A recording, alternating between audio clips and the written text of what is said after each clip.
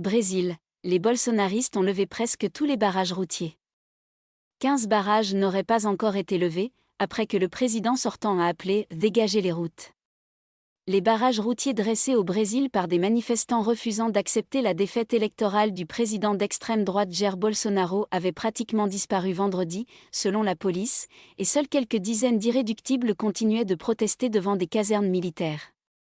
Le dernier bilan de la police fédérale des routes (PRF) faisait état de seulement 15 barrages dans 5 des 27 États du pays, et aucun d'entre eux n'empêchait totalement la circulation de véhicules. Depuis la défaite de Jair Bolsonaro face au candidat de la gauche Luiz Inácio Lula da Silva à la présidentielle dimanche, la PRF dit avoir fait lever pas moins de 954 barrages dans des routes de tout le Brésil, pays aux dimensions continentales. Le mouvement a commencé à s'essouffler mercredi, après la diffusion d'une vidéo du chef de l'État appelant ses partisans « dégager les routes ». Jeudi soir, il restait encore 34 barrages, contre plus de 250 mardi. L'indice Ibovespa était en hausse de plus de 2% peu après l'ouverture de la bourse de São Paulo, rassuré par cette amélioration du climat politique et social. La Confédération nationale de l'industrie avait averti mardi du « risque imminent de pénurie », notamment de carburant, si les axes routiers restaient bloqués. Jair Bolsonaro a néanmoins qualifié de « légitimes » les manifestations devant des casernes et autres lieux de commandement militaire, qui ont rassemblé des dizaines de milliers de personnes mercredi dans une douzaine de villes brésiliennes.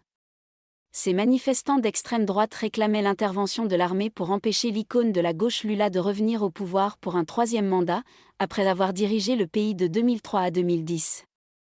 Vendredi, une centaine d'irréductibles étaient toujours postés devant le quartier général de l'armée à Brasilia, et une trentaine à São Paulo, ont constaté des journalistes de l'AFP.